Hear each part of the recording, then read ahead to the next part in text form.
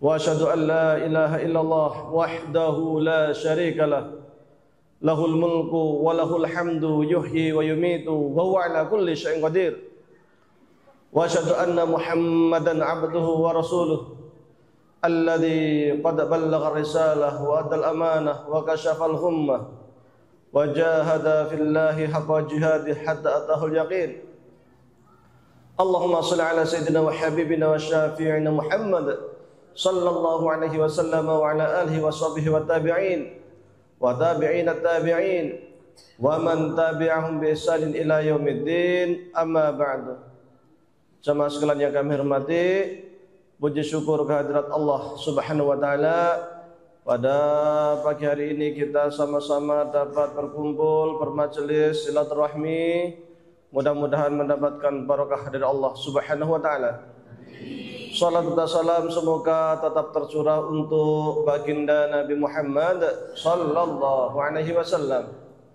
Jemaah sekalian yang kami hormati, di dalam kitab Ihya Ulumuddin karya Imam Al-Ghazali, di sana disebutkan terkait hal-hal yang mesti kita lakukan. Yang pertama dan yang kedua terkait dengan hal-hal yang mesti kita tinggalkan.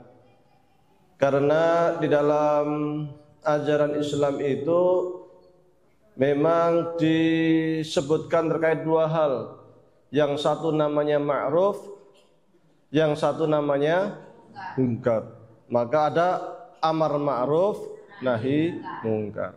Dan di antara pendirian tujuan daripada didirikannya organisasi Muhammadiyah juga adalah untuk amar ma'ruf nahi munkar.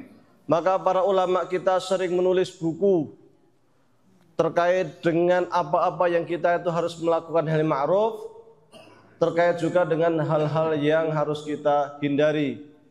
Ulama kita nyebutnya dengan istilah at-targhib wat-tarhib. Targhib itu meminta orang untuk melakukan hal-hal yang baik. Tarhib itu menakut-nakuti supaya kita menghindari dari hal-hal yang tidak baik. Kalau istilah Imam Al-Ghazali di dalam Ihya namanya al-muhlikat, sesuatu yang membahayakan. Saya pun menulis dua kitab. Nah, ini bukan promosi ya. Yang satu Misbahul Amal Syarhu Al-Arba'ina fi Fadailil A'mal. Bahasa Arab nggih? Sudah ada terjemahannya. Kita bawa nggak terjemahannya? Ada ya? Oh, ada terjemahannya. Ini terkait dengan hadis-hadis pilihan, 40 hadis pilihan yang saya pilih kemudian saya syarah. Terkait dengan amal soleh, apa-apa yang harus kita lakukan. Satu lagi yang ini Turuqus Salik Syarhu Al-Arba'ina fil Mahalik. Ini lebih tebal ini. Bahasa Arab ini dari enten terjemahannya. Saya ini menenten terjemahannya. Nah, saya terjemahkan sendiri, ini belum ada. Ini terkait dengan apa? Dosa-dosa atau bahaya-bahaya yang harus kita hindari supaya kita tidak terjatuh di dalam perbuatan maksiat. Makanya Al-Ghazali sering menyebutnya dengan istilah al-mahalik. Di dalam kitab Ayyuhal Walad juga disebutkan, di Bidayatul Hidayah juga disebutkan. Makanya saya juga nyontek judulnya itu Turuqus Salik Syarhu Al-Arba'ina fil Mahalik ya. Sesuatu yang harus kita hindari supaya kita tidak terjatuh di dalam perbuatan-perbuatan maksiat ya. Ini dua kitab yang saya jadikan sebagai bahan ajar ya. Sama sekalian yang kami hormati, yang namanya amar ma'ruf ya, perintah untuk mengajak kepada kebaikan, seluruh ulama Islam itu mengatakan wajib dari seluruh madhab. Semuanya mengatakan wajib, entah ahlu sunnah, entah syiah, entah khawarij, semua mengatakan amar ma'ruf dan nahi mungkar itu hukumnya wajib, harus. Bahkan ketika amar ma'ruf nahi mungkar ini hilang, maka siap-siap suatu bangsa akan diazab. La ta'muruna an-nasa bil ma'rufi aw la tanhauna 'anil munkar aw la yusyrikunallahu ayyab'atha 'alaikum 'adzaban minhu tsumma tad'ulahu falayustajaba lakum. Hendaklah engkau beramar ma'ruf nahi mungkar. Jika amar ma'ruf nahi mungkar itu tidak engkau lakukan, maka siap-siap Allah akan mengazabmu.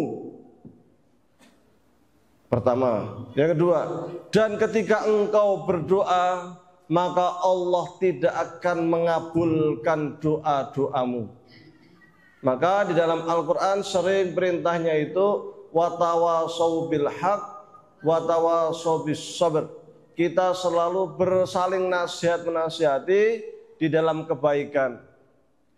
Amar ma'ruf nahi mungkar itu bukan berarti kita harus sudah perfect, sudah sempurna, sudah melakukan seluruh ajaran agama. Tidak. Maka bentuknya seringnya itu tawasau, saling menasihati. Saling itu ya nek nyong salah ya tulung diingetke. Kalau saudaranya salah gantian tak ingatkan, kan gitu. Saling ingat mengingatkan. Karena yang namanya manusia itu mahalul khata' wa nisyan, tempat lupa dan tempat salah. Tidak ada manusia itu sempurna sama sekali. Ada saja yang terkadang sesuatu yang membuat kita itu lalai. Kalau kita lalai, yang mengingatkan sesama kita. Beda sama Rasul. Kalau Rasul lalai sedikit, langsung Allah yang mengingatkan, yang menegur.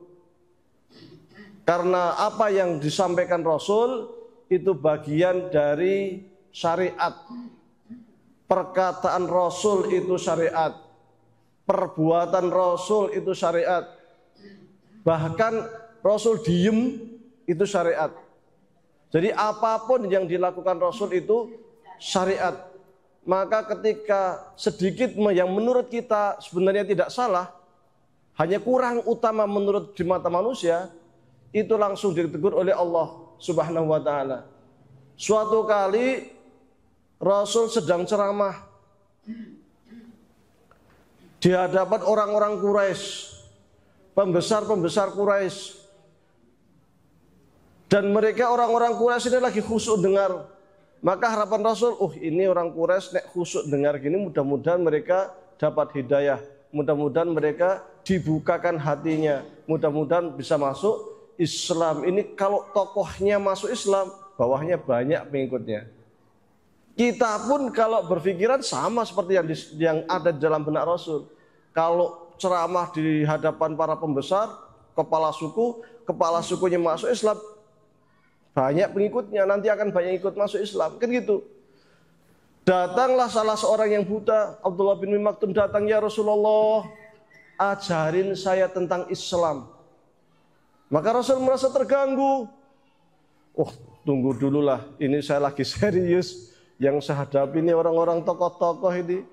Kalau mereka masuk Islam, banyak yang akan masuk Islam. Yang engkau wahai Abdullah, tunggu sebentar lah. Begitu. Abasa wa tawalla. Tapi ternyata apa yang disampaikan Rasul ini bukan utama. Lebih utama adalah menyampaikan dakwah kepada orang yang memang pengen. Ini sudah pasti pengen, meskipun hanya satu orang. Meskipun di mata manusia dia orang buta. Meskipun di mata manusia dia mungkin bukan siapa-siapa. Karena Allah itu tidak melihat jabatan, tidak melihat kekayaan, tidak melihat pangkat. Inna akramakum indallahi atqakum, yang takwa. Ini orang lebih bertakwa. Maka kata Allah, tegur langsung, abasa wa tawalla an ja'ahul a'ma. Engkau ini ya Rasul, kok melengos, kok merengut. Ada orang yang pengen sinau kok merengut, rapi. Ya, maka kita ketika hendak belajar, seorang ustadz, seorang kiai, ketika ada yang pengen belajar, ajari. Meskipun hanya satu orang, selama kita kosong. Itu tanggung jawab. Sare dewe dulu sinau, sare dewe jadi ustadz itu loh. Maka harus, kalau ada orang yang minta, kalau dia punya ilmu harus menyampaikan. Saya dulu tahun pulang 2022, langsung saya buat kajian hari Jumat sore. Yang datang itu setahun lebih bahkan, paling wong loro, wong siji. Iya serius itu. Aki-aki wong telu. Itu kalau 3 orang, suami, istri, anak. Serius beneran itu.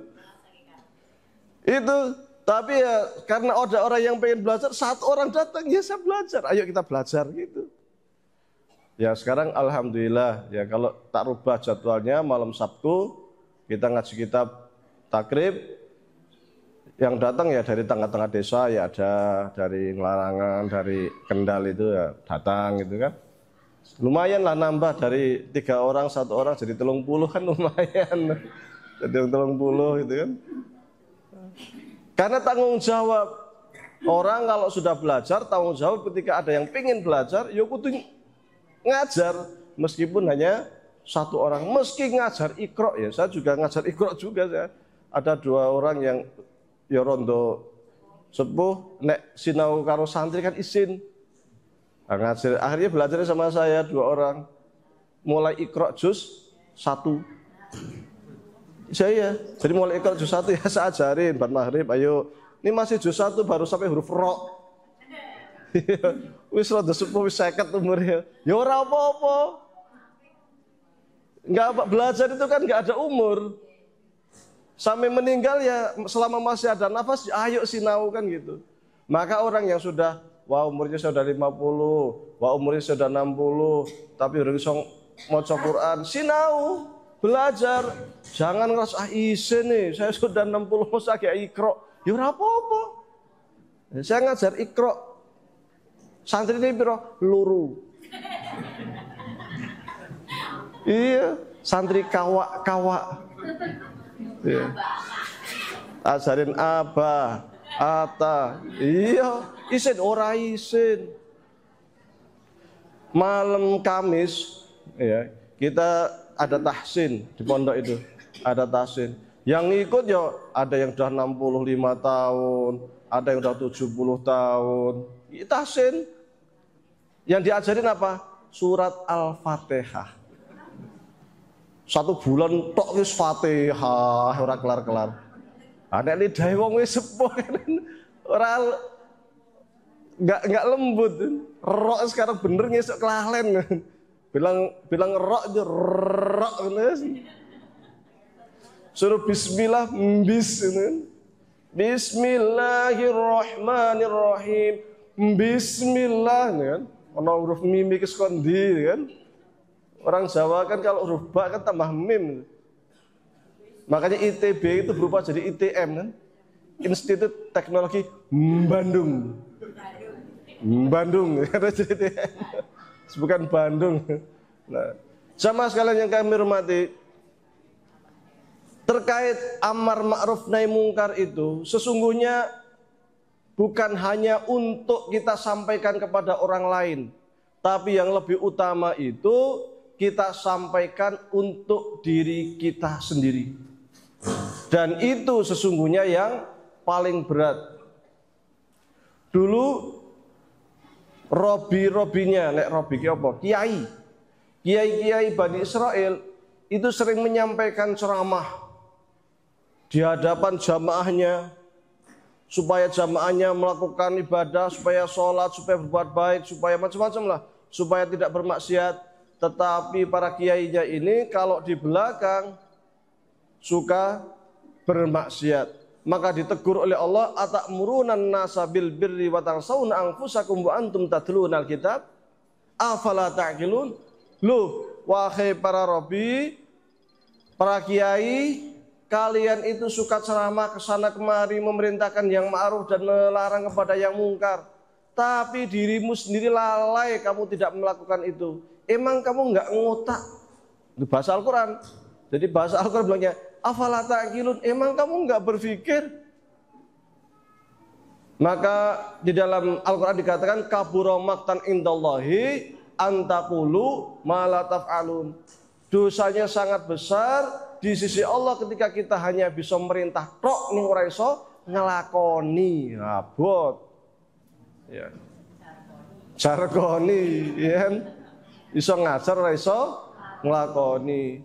Maka kemudian Al-Ghazali memberikan rumusan-rumusan bagaimana supaya kita itu tidak jargoni kan? Maka hal-hal yang harus dijaga itu setidaknya apa yang melekat di dalam tubuh kita supaya kita tidak melakukan perbuatan maksiat.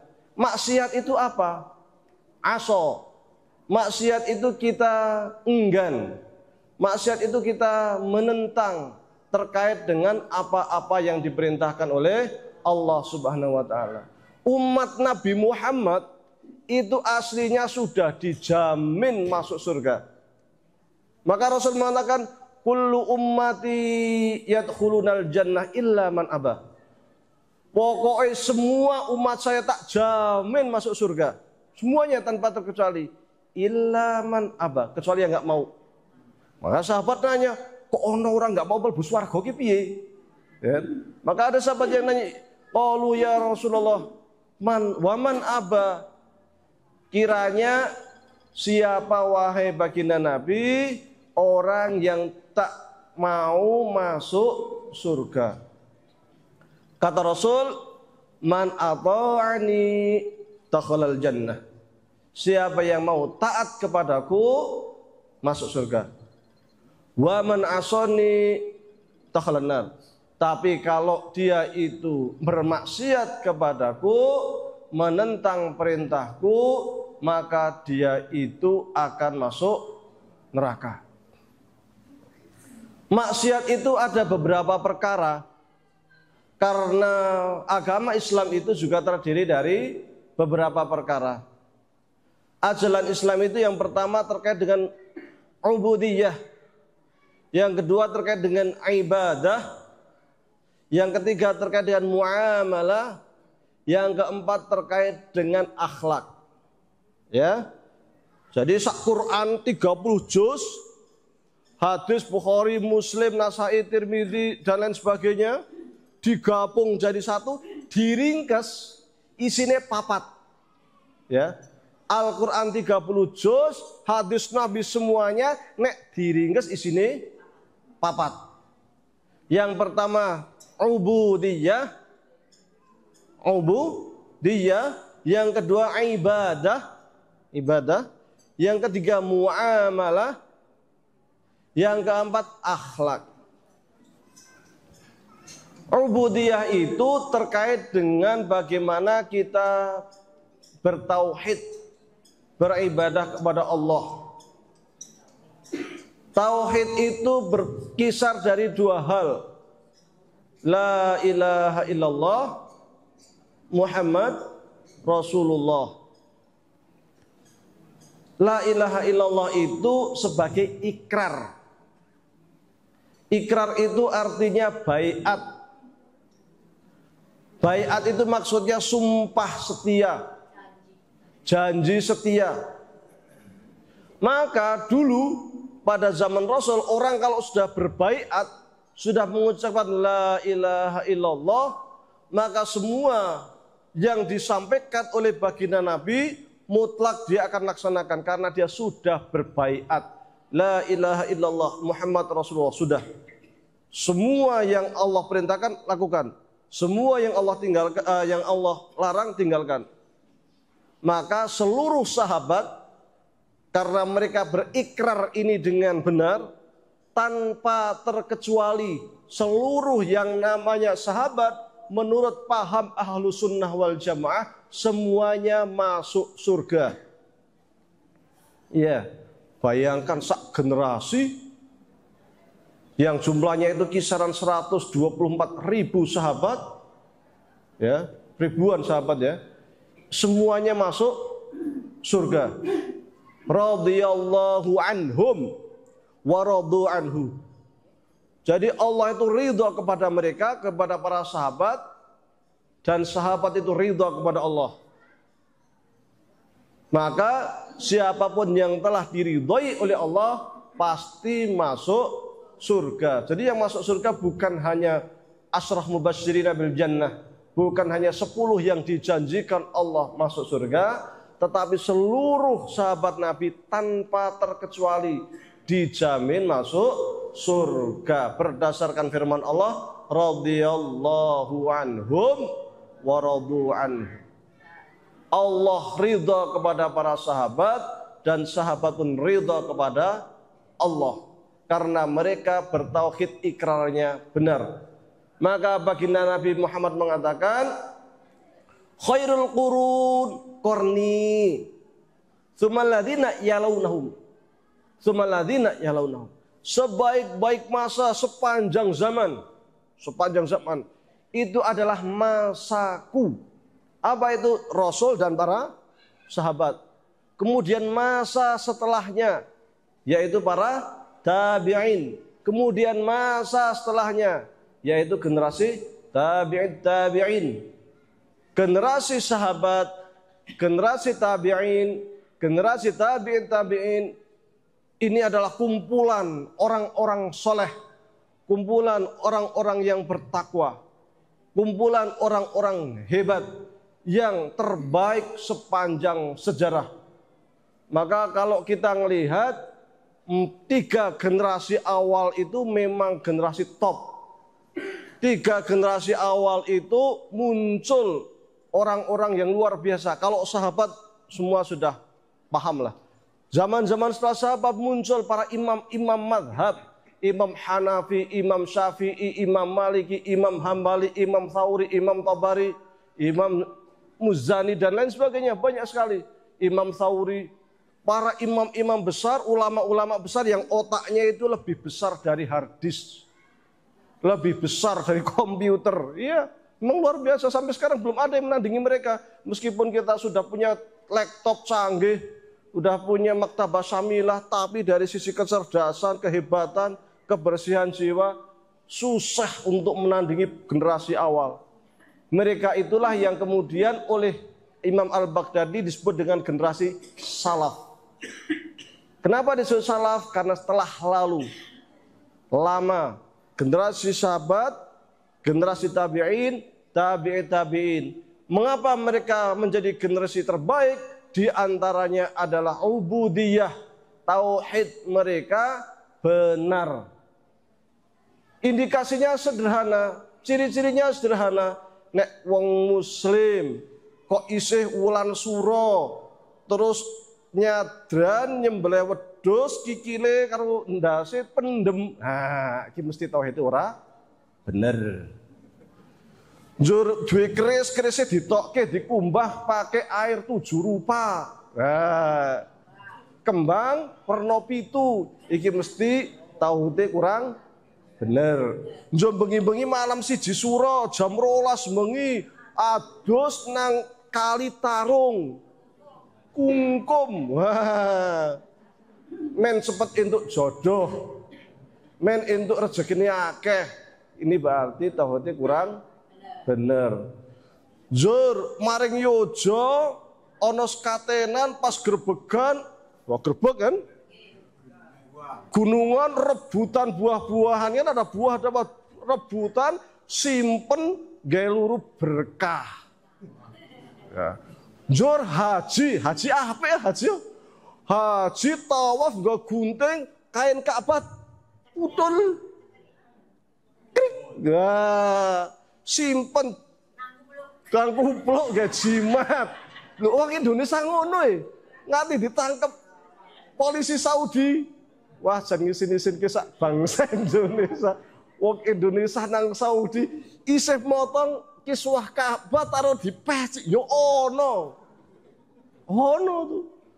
Berangkat ke Saudi sampai bandara dicek apa? Bawa apa? Raja, tulisan raja. Untuk eneng peci ngono iye. Ono.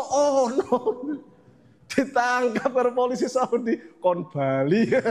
Ora iso kaji. Wis apik-apik tekan Saudi kon Bali gara-gara nulis raja. Nah ini kan repot.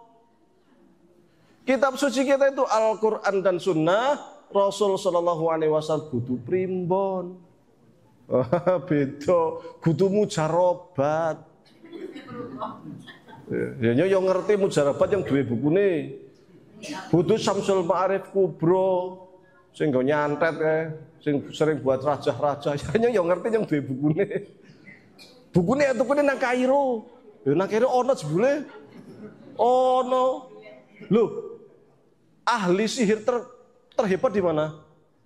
Mesir melawan Musa kan? Iya, maka buku sihir terbaik, terhebat yang di Mesir. Saat Sahari, buku sing jenengane Syamsul Ma'arif Kubro ada di Shopee, nek arep tuku. Ku sekti iso makan beling. Melaku nang laut di atas air nanti, ngambang kayak ikan. Nah, ini tauhid yang masalah. Wong sudah ada Al-Qur'an, ada sunnah, masih baca mujarrobat. Ya. Zaman saya dulu kecil, ada rumah kebakaran. Orang rumah kebakaran itu apa? Ya kan kita mesti nyari air, siram kan gitu. Dia enggak malah naik ke genteng, ambil keris, wudu.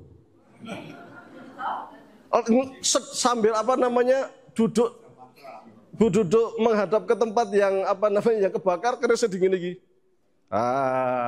Iki artinya tauhid masalah. Wong jelas omah kobongan kok malah wudu. Wah, ora bener.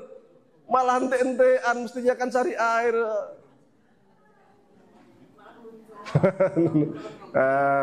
Ini tauhidnya masalah. Sasi suro. Nah, kemarin kan saya jalan pas pulang malam tanggal berapa itu. Sesajen di sungai itu mau banyak sajen. Wah. Dalam Islam daging yang disembelih buat sesajen haram dimakan. Jadi wedhus nyembelih bismillahirrahmanirrahim Allahu Akbar srat. Tapi ndase wedhus dipendem, kikire dipendem, digawe sesaji. Ya. Ini buat maksiat, ini namanya buat sajen, dagingnya haram dimakan. Loh, nyembelihnya pakai bismillah loh. Nyembelihnya pakai bismillah tapi niatnya nggo dayang-dayang, niatnya nggo sesajen haram. Ya. Maka kita dalam ubudiyah kita harus jelas. Harus bersih supaya kita tidak bermaksiat karena itu inti. Maka di dalam buku-buku at-tarhib ya, dalam buku-buku maksiat yang harus kita hindari, bab pertama termasuk saya di sini juga saya tulis di bab pertama itu terkait dengan apa? Terkait supaya kita itu terhindar dari dosa syirik. Karena itu dosa terbesar. Orang kalau sudah musyrik, sudah tidak mengakui Allah atau ngakoni Gusti Allah tapi masih percaya dengan dayang-dayang. Ungkune kalau nggak pakai sajen ungku bahaya, janu-janu. Zaman saya kok isi ono janu-janu. Ini bahaya, ini keyakinan kita lemah. Keyakinan kepada Allah kita lemah. Dan itu bagian dari maksiat. Apakah dia beriman? Kalau selama dia masih la ilaha illallah Muhammad Rasulullah, maka kita mengatakan dia beriman insya Allah. Loh, tapi dia saja, usulnya Gusti Allah lah, saya nggak tahu. Tapi itu mendekati syirik setidaknya itu. Itu penyakit tauhid yang jelas itu. Karena kalau kita mengadakan dia itu tidak muslim, bahaya. Bahayanya apa? Loh, kalau dia itu punya anak, kalau dia itu perempuan nggak boleh dinikahin, atau laki-laki nggak boleh dinikahin. Kalau dia meninggal nggak bisa disolatin. Kalau dia kaya raya meninggal, anaknya nggak bisa dapat waris. Kalau kemudian dia meninggal tidak bisa dikuburkan di pekuburan kaum muslimin, maka kita menghukumi al-hukmu bidzawahir. Al-hukmu bidzawahir, maka kita lihat dari zahirnya saja. Selama dia masih la ilaha illallah Muhammad Rasulullah, pokoknya dia muslim, wis ngono ae. Ning ada masalah di dalam tauhid, ada maksiat di dalam tauhid. Jadi masalah maksiat tauhid itu bukan hanya dia tidak ngakui Tuhan, bukan hanya itu, tetapi juga melakukan perbuatan-perbuatan yang kiranya kita itu kurang yakin 100% karo Gusti Allah. Taj'aluna lillahi nada atau nida, menjadikan Allah itu sekutu, nggak boleh, syarik, sekutu. Masih percaya ada hal lain yang menimbulkan manfaat atau mudarat. Dulu Umar bin Khattab itu pernah waktu nyium Hajar Aswad, itu pernah bilang begini, wahai Hajar Aswad, saya itu tahu bahwa engkau inilah yang wala yadur, tidak memberi manfaat maupun mudarat. Saya tahu wahai Hajar Aswad, jika bukan karena baginda Rasul memerintahkan saya untuk menciummu, niscaya saya tidak akan pernah menciummu. Enggak apa waktu diambung-ambung kan gitu. Orang manfaatnya, tapi ini bagian dari ibadah. Maka ibadah itu kita hanya mengikuti apa yang dicontohkan oleh baginda Nabi Muhammad SAW. Maka para ulama usul mengatakan al-aslu fil ibadah at-ta'abbud wal ittiba'. Prinsip di dalam ibadah itu pokoknya manut karo baginda Nabi Muhammad SAW, ngikut saja. Melalui siapa? Melalui para ulama, melalui para kiai, melalui para asatid. Loh, kenapa kita tidak langsung membaca Al-Quran Sunnah kemudian kita pahami, kita lakukan? Quran Sunnah ki bahasa Arab. Untuk bisa paham bahasa Arab, untuk bisa paham Al-Quran dan Sunnah mesti bisa bahasa Arab, mesti bisa usul fikih, mesti bisa ulumul Quran. Akeh piranti, banyak cara, banyak ilmu yang harus kita pelajari sebelum memahami Al-Quran dan Sunnah. Maka kita mengikut baginda Nabi itu melalui ikut para ulama, melalui ikut para kiai. Kalau kita di Muhammadiyah ikut majelis tarjih, ikut fatwa tarjih. Karena menurut para ulama fikihnya orang awam atau hujahnya orang awam atau dalilnya orang awam itu kiainya. Jadi nek wong awam kok, loh kamu kok sholat kok ora kunut ki piye? Melu kiai. Cukup. Ya, nyong melu kiai ini cukup. Soalnya kalau ditanya, wah hadisnya gini, terlalu abot, orang ngerti kerjaan macul, kerjaan apa, ora paham bahasa Arab. Cukup bilang nyong melu kiai ini. Cukup, itu dalile wong awam. Sing mumet men kiai ini. Iya bener. Jadi kiainya nanti sing kok kunut loh. Imam Abu Hanifah kok ora kunut. Imam Syafi'i kok kunut. Iki dalile lho, Imam Syafi'i ono dalil lho. Pas dia lho, Imam Hanafi ono dalil. Kok iso? Nah, kan sing umat ya ini. Nek wong awam melu ya ini. Paling penak. Gampang tadi wong awam ki gampang. Sing penting dawuh Pak Kiai, dawuh Ustate wis sami'na wa ta'na, kepenak. Sing umat men kiai ini, wah sing nang omah buka-buka buku opo. Sama sekalian yang kami hormati, maka persoalan terpenting ini ubudiyah. Kalau tauhidnya bermasalah, bermaksiat, maka seluruh amal perbuatannya itu bisa masalah tertolak. Sebaik-baik orang beramal, kalau dia tidak bertauhid tidak diterima. Karena tauhid la ilaha illallah itu kunci surga. Orang yang nggak punya kunci surga nggak bisa masuk surga. Bill Gates yang punya Microsoft itu hartanya triliunan, luar biasa banyaknya. Sedekah akeh. Iya. Orang kaya dhewe sedekah 1000, 2000, 10.000. Jeluru sak dompet diputer-puter ora ono sing ndure sing paling cilik itu lho, sing 1000 ngono. Bill Gates nek sedekah orang mau sak miliar, 100 miliar, 1 triliun, nah, sugih umum, tapi dia kafir. Apakah sedekahnya bermanfaat? Tidak sama sekali. Apakah dia dapat pahala? Tidak sama sekali. Dia di dunianya dipuji orang, wah Bill Gates wong apike ra umum. Tetapi di mata Allah tidak ada nilainya sama sekali. Karena dia tidak beriman, karena dia kafir. Loh, kayak ini Kristen nih. Yo Kristen yo kafir. Yahudi kafir. Selain Islam namanya kafir. Laqad kafara alladziina qalu innallaha tsalitsun Salah. Orang yang mengatakan Tuhan Mbok, Tuhan Bapak, Ruhul Kudus, ya Tuhan Anak, opolah Tuhan opo, kafir, ya, musyrik kafir, lakot kafaro, sungguh telah kafir. Maka ketika ada non muslim kita bilang kafir, ya emang kafir. Wah intoleran, wah radikal, oh rapopo. Dibilang radikal ya bien, ya karena Al-Quran mengatakan selain Islam itu kafir. Dan ketika kita bilang kafir, aslinya ki bahasa halus. Karena apa? Karena kafir itu artinya orang yang tertutup hatinya belum berislam. Kan bener. Oh jenengan dereng Islam nggih. Dereng kan halus.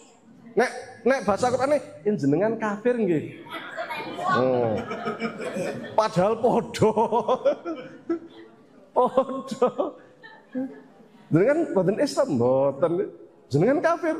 Nah, merengutin. Artinya podo. Kafir itu menutupi sesuatu yang hatinya tertutupi belum terkena hidayah Islam, itu namanya kafir. Maka orang Kristen, orang Buddha, orang Hindu, yang Yahudi kafir. Ya, cuma di dalam bermasyarakat ya orang ngono. Yang penting ya serawung bareng, ya kan? Ya, gaul bareng, ya api-apian. Nggak boleh kemudian ketemu kamu kafir ya? Rain kamplengi ya. Reso balik. Ya, pendungi uang, gebuki uang. Ya. Maka kita di muamalah tetap Yahudi. Rasul itu tetap bermuamalah, berinteraksi dengan orang-orang Yahudi biasa. Bahkan pernah menggadaikan baju besinya itu ke tetangganya Yahudi. Kenapa? Beras entek. Loh, Rasul tahu beras entek? Ya wis tahu. Gandum nek wong Arab ya, gandum. Gandum iki bentuknya persis kayak beras. Buat roti. Beras entek orang duwe duit. Agek utang ya utang, tapi pakai gade yang tak utang nek kira-kira yang kurang bisa bayar ini masih ada emas sak gram jukuten. Nah, kan gitu, PN kan gitu. Saya sampaikan tadi, apapun yang dilakukan Rasul itu syariat. Jadi ketika Rasul itu kehabisan beras, kemudian pinjam ke tetangganya yang Yahudi, itu bagian dari syariat. Berarti apa? Oh, berarti pinjam itu satu, boleh. Yang kedua, baiknya dengan gadaian, jaminan. Supaya apa? Kalau mati urung iso bayar utang, orangnya itu bisa ngambil jaminannya, saya kelak di akhirat aman. Kan ngono.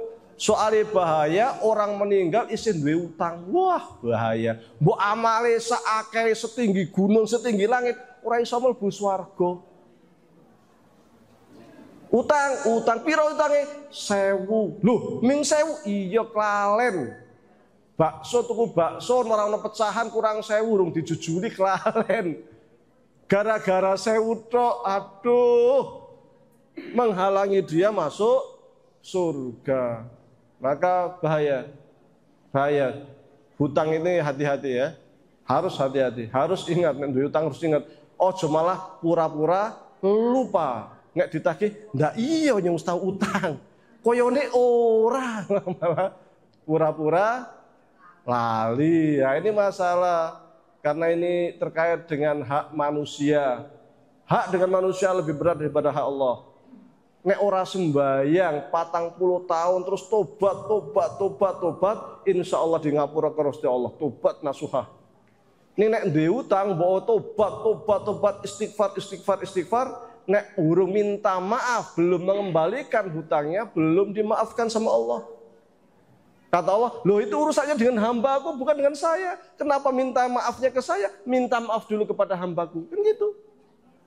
Maka Rasul mengatakan, orang mangkana indahu madzlamatun, orang yang punya kezaliman li akhihi kepada saudaranya, min irdihi au malihi terkait dengan urusan kehormatannya, pernah mengumpat, mencaci, menggunjing dan lain sebagainya, au min malihi atau hartanya, duwe utang urung bayar, tahu ngutil. Maka apa? Fal yatahalal minhul yaum qabla ayyakuna dinaron wala dirhaman. Hendaklah dia minta dihalalkan. Hendaknya minta maaf selagi dia masih hidup di dunia. Kenapa? Qabla ayyakuna dinaran wala dirhaman. Karena kelak itu sudah nggak ada lagi tempat, nggak ada waktu lagi. Duit sudah tidak ada gunanya lagi. Maka kalau urusan dengan sama manusia, Gusti Allah angkat tangan. Butuh urusanku kok njaluk ngapura karo aku, urasmu karo tetanggamu, njaluk ngapura karo tetanggamu, kan gitu.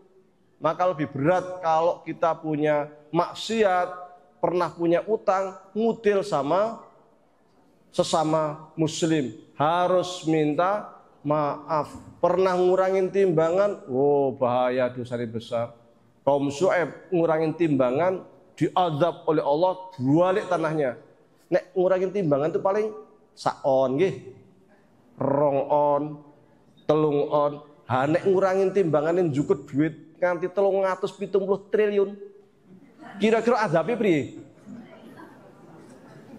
Nah, kaum Syuaib mengurangi timbangan, korupsi kan ngurangi timbangan kan korupsi 2 on, korupsi 3 on, tanahnya dibalik, diazab oleh Allah sak bangsa, dihancurkan, binasakan. Hanek korupsi ini 370 triliun, wah, kis pirang on, ngeri. Maka kita itu alhamdulillah mendapatkan rahmat Allah. Korupsi luar biasa, tapi mudah-mudahan tidak diadab oleh Allah. Kaum Syuaib hanya korupsi sidik, adabnya luar biasa.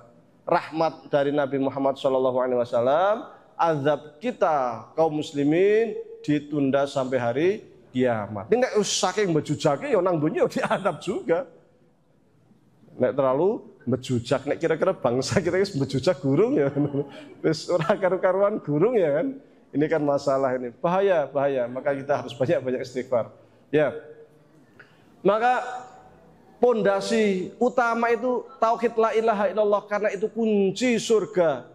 Kalau bersedekah sebanyak apapun, ya, berbuat baik kepada orang lain sebanyak apapun, menolong orang lain sebanyak apapun, kalau la ilaha illallahnya itu masalah, maka takkan bisa masuk surga. Orang-orang musyrik, orang-orang kafir takkan pernah masuk surga. Dalam hadis dikatakan apa? Kunci suwarga la ilaha illallah. Kunci suwarga la ilaha illallah.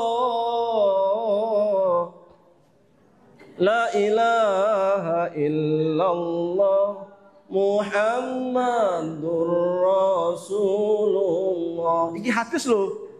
Miftahul jannah la ilaha illallah.